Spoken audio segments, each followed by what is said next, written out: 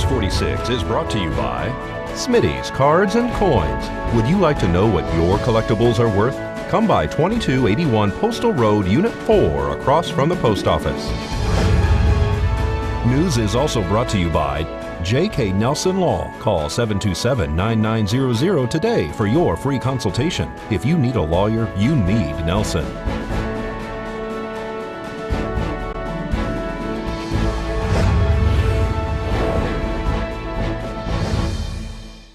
Tonight on News 46, cops surround a marijuana facility on Calvada Boulevard. The county commissioners discuss hiring more police officers. And area children put on a performance of Alice in Wonderland. News 46 starts now.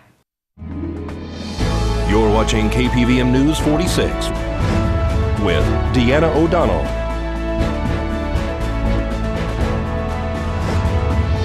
and Eunette Gentry. News 46, local coverage you can count on. Good evening. It's Tuesday, December 13th, 2016. I'm Deanna O'Donnell. And I'm Eunette Gentry for News 46. Well, a local marijuana grow house has had its license suspended. Officers with the Nevada Division of Behavioral Health and the Nye County Sheriff's Office converged on 1261 East Calvada Boulevard today. ACC Industries, which is licensed as a grow and processing plant for marijuana. The facility houses 25 employees inside the former skate zone originally owned by Debbie Brooks, who is also part of the ACC Industries team. County Commissioner Frank Carboni told News 46 today that inspectors suspended the licensing for ACC Industries because of various violations. The product inside ACC Industries cannot be sold to any facility. And according to County Commissioner Frank Carboni, facilities in our area have been notified that they cannot buy from ACC Industries at this time. The facility is growing marijuana at this point and has a license to process it, but has not taken on that task. News 46 is awaiting a press release that will list the various violations from ACC Industries. Commissioner Carboni said that the employees will still be working inside the facility so that the product will not go to waste. However, nothing can be sold until they are in compliance. This is Deanna O'Donnell for News 46. In an unrelated story, people looking to sign up for the state's medical marijuana program will have a delay in registering. The online message says this site can't be reached. The Department of Behavioral Health says the site has been offline due to security concerns. There is no evidence to suggest a security breach happened. They say those wanting to apply for the medical marijuana program can still do so through the paper applications. Paperwork can be processed through the mail or by fax. The department's IT department found the problem, and it doesn't have a time estimate on when the site will be back online.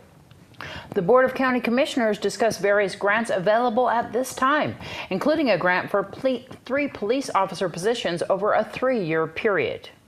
Make a motion to approve 15, 16, and 17. 15, 16, 17, and 18, I'm sorry. Okay, I'll second that. I have a motion in 2 seconds. And any questions from anybody? Wondering if somebody could explain, maybe to myself and the audience, how these grant funds work and how the money gets there, and if we have enough money. The grants fund operates as a reimbursement fund, so we do expense items and then request drawdowns for reimbursements. So it is, we do see that the grants fund on the treasurer's report is a negative balance. We are working on doing an interfund loan to be able to operate that fund as a positive cash balance, but until then, that's kind of how it functions.